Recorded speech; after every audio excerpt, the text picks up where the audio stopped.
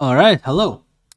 In today's video, we're not actually gonna see a epic disruption weapon video. We're instead gonna see an epic weapon in general.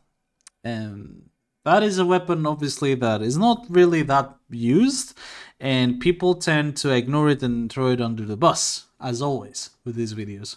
So, the weapon choice for today is Cernos Prime. So, what is so special about Cernos Prime? Considering a lot of people, god damn it, I have misclicked everything. Considering a lot of people have dubbed this as the worst version of Cernos, since these two exist, and the Rakta Cernos is also comparable to this. And you know, it's just the mechanics of this are pretty weird. It has some copium AoE, but it's really just a single target weapon portrayed as an AoE weapon from way back when Valkyrie Prime was released. But here is the thing. When Valkyrie Prime was released, she was the first ever Prime Warframe where the Prime weapons that came with her had some sort of unique passive tied to them that was completely unique to them. Venka Prime has the more known one, which is a 13 times combo multiplier instead of the normal 12 times that everyone's getting. And this actually does stack with Blood Rush and Whipping Wounds, making it very strong if you go that kind of build. Now, what does the Cernos Prime have? Because a lot of people don't know. Well, it has a 50% bonus damage to headshots. But hold on a second, that is not what breaks it. I'm gonna go to the wiki here and read this for you. No, actually, no, hold up. I'm gonna bring this up so you can read it with me. You ready? The 50% bonus damage on headshots is multiplicative to other sources of plus bonus damage on headshot, such as primary, deadhead, and prowl. Now, don't get me wrong. It's just there is an arcane called longbow sharpshot when it comes to bows, and you would say, well, that one is probably better because it's multiplicative damage instead of primary deadhead's additive damage. Well, I have a rank 4 sharpshot, which still easily outdamages deadhead whenever that happens, and we're gonna go with Ivara here because Ivara is the best abuser of this since Prowl exists. And we're gonna see how it does against these Heavy Gunner Eximus enemies. So, we're gonna Prowl, and then we're gonna go vertical spread, walk really close, and first shot is gonna deal nothing because, yep, sharpshot buff, and then now 691,000, that's pretty good damage. But you can see this easily one-shots them. I didn't show the build on the Cernos Prime, I'm gonna show it after, sorry about that. But yeah, does fairly well. If we add Eclipse, it does one-shot them, does get to that territory, which is quite nice. So, you know, it already does a huge amount of damage, and then if you want you can also dash wire arrow, so right here with this it would deal even more damage. Actually, let's show that. I know, it's fun to show it. So dash wire arrow would do even more damage, and you know.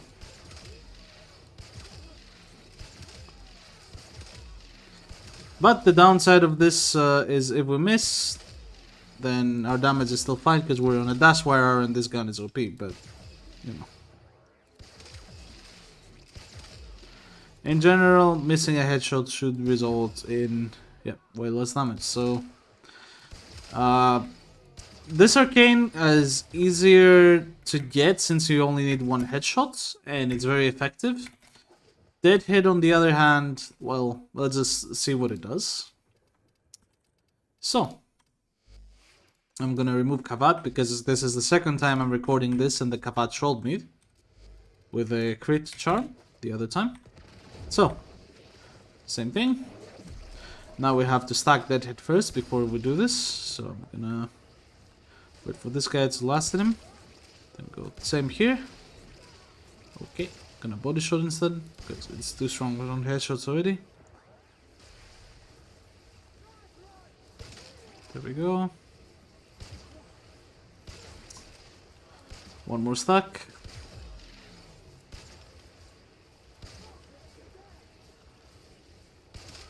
Now, this would be easier in a normal mission, because you obviously wouldn't be hitting the tankier dudes, but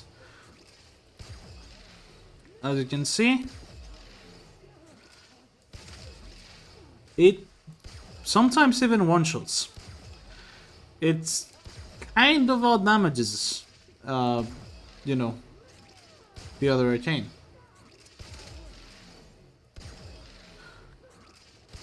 Sometimes it easily out damages it, other times it just leaves them with 1 HP and then the bleed takes them. But it hurts a lot, that's for sure. So, before we 100% needed Eclipse to kill them. Now with Eclipse, it's just, you know, it's not even close, obviously. And with That's Why Arrow, it just gets crazy. So, let's do some copium thing. Wow, that's crazy AoE, guys. I love this AoE. That is some nasty AoE, guys. Okay, stop. I'm gonna stop coping now. As I said, just use the vertical spread and use it as a one-shot single target weapon. So, you know, Ivara is the best at using this because of the headshot multiplier doing so much for it. So I'm gonna show you what it looks like on something like a Wisp instead. Fire buff. Oh, I'm on horizontal spread.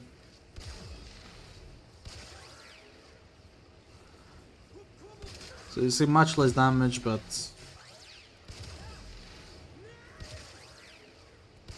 still quite nice.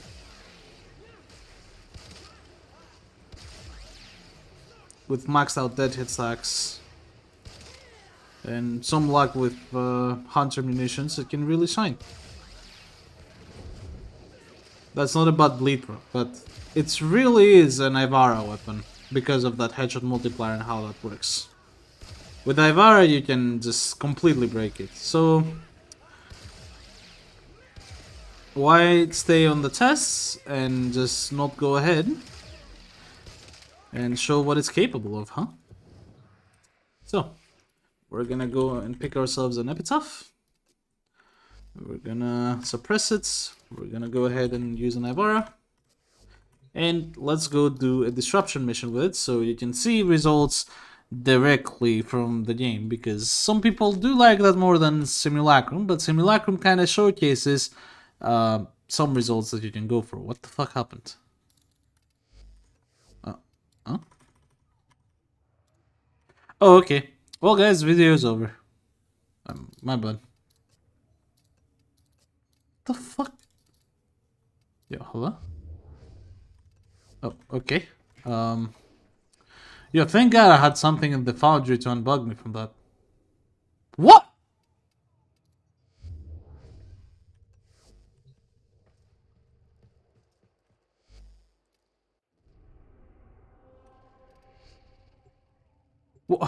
Why is it starting Kobo on its own? Okay, alright, somebody, like, in the comments just... I don't fucking know, like... What is this game? Anyways, what am I saying? Okay, well, we keep that in the video. I don't edit my videos anyways. These are uncut. It's fine. I'm not sure what happened. Sorry. Moving on. Oh, good old trusty Epitaph. Both our weapons are silent, so we're never gonna leave invisibility. But we're gonna lose ourselves here. I should have picked the Praetos to become a bit faster, but it's whatever. I was too perplexed, let's say, by the navigation. So, we're just gonna play it as normal.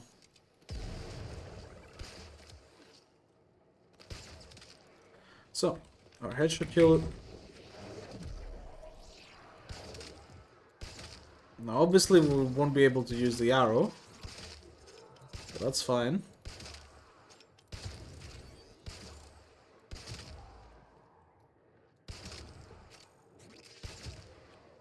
That is a good weapon for the challenge that I have here, not gonna lie. Or a good setup, rather.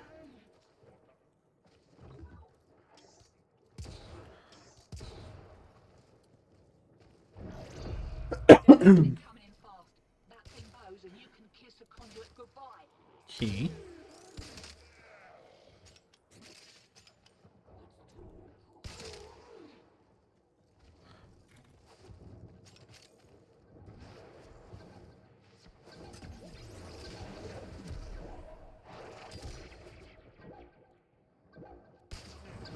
That should kill him. Yep.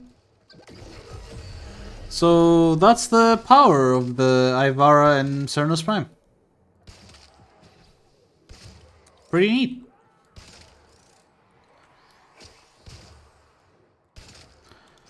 Just one-shots, no Eclipse, just Deadhead Sax and Ivara doing her thing. No priming whatsoever, nothing. So, amazing. I just realized that I don't have a cap. So that could be a problem. Oh. Oh.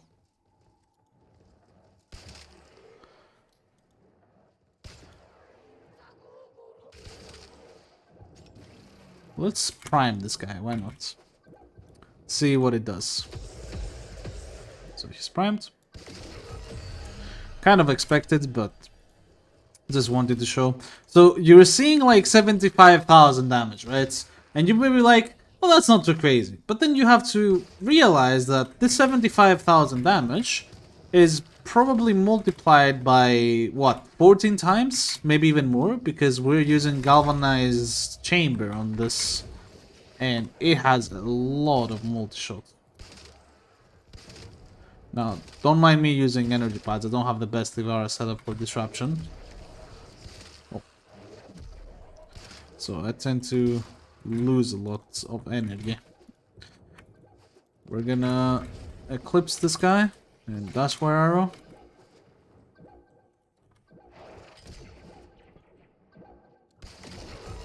And he's dead in one shot. So yeah, if you set this up properly, you can most likely one-shot anything.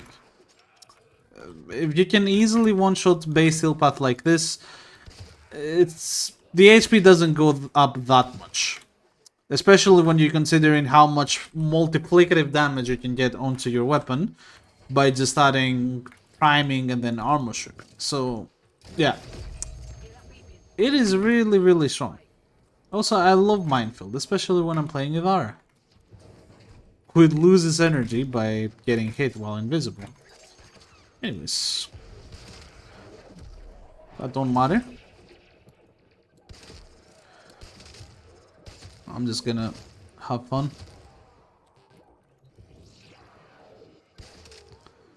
Oh, where's my big boy?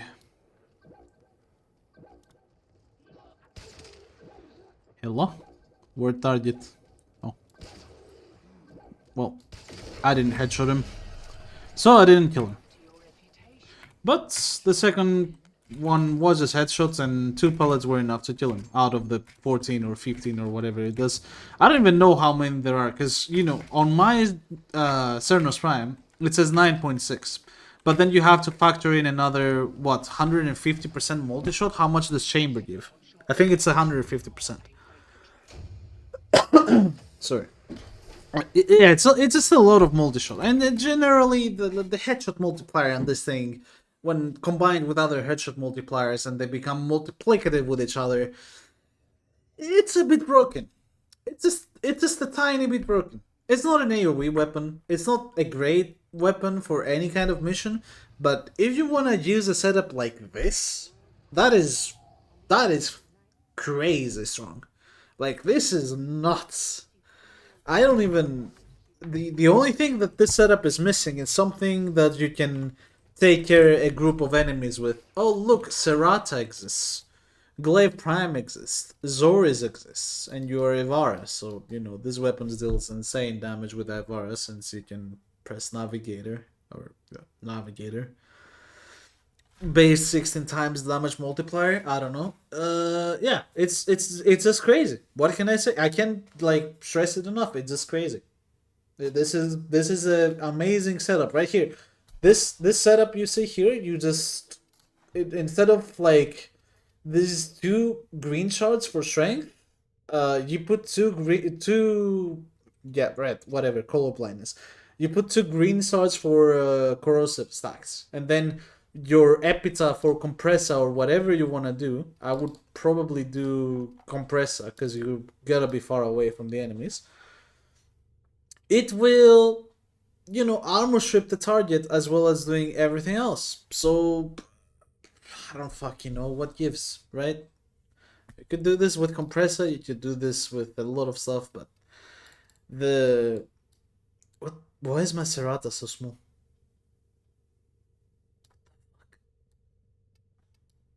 Um. Oh, you just hold it like that. Okay, that's cool. My bad. Anyways, this is a goofy video, but at the end of the day, you gotta respect these goofy videos. That is what makes these videos good. They're funny. But yeah, I think that is that should be it. And yeah, if you have a Cernos Prime, you wanna try this out, you probably won't be disappointed. The damage is crazy, and I swear I could probably go in a mission like I don't know, like this, and then this. That's it. That's all I need. This is still path viable with Ivara, right here. That's how strong this shit is. I swear. Actually, let me not be completely ridiculous. Maybe you would need to do this, but that is literally it. You don't need anything else. It is. I mean, it's fucking stupid. Look, boom, 6.9 multi-shot with 130% multi-shot. And what does this give? 80 plus 150%. This gives 230% multi-shot. So your multi-shot goes up to like what, 8x just with this one? Check W. Amazing weapon. Why do people not play this? Well, first of all, it's been vaulted for a very long time, and second of, it's been outshined by every other Cernos user. Nuttiest Cernos being more popular now that I brought light to it with some other YouTubers, and Proboski Cernos being the most popular one because when it was released, it was completely broken. Now with the ammo nerfs, it's still good, but yeah, it's just not what it used to be, unfortunately. RIP ammo nerfs. Anyways, yeah, you guys go try out Cernos Prime. You will like it. With this setup. With other setups, not so great. I thank you so much for watching this video once again. The channel has been doing great, and I'm loving the fact that I actually just do this as a hobby and it's working. And a lot of people are actually watching these videos and taking some tips, taking some stuff on it. And I want to point out on the latest video specifically. So there was a guy in the comments that made sort of a joke comment, but at the start it didn't seem like a joke to me, where he said, "Oh, I need a Riven for this to be good," when we were talking about the Nell Prime. So a lot of back and forth happened. Some people got toxic, but I tried to keep the chat and everything civil, so I deleted as many comments as possible. And at the end of the day, he was like, "You seem like a good guy. I used some tips from your build, and I like the gun as well. So you seem chill. I might sub to you." I'm like, cool. That's amazing. That is an interaction I never expected to have.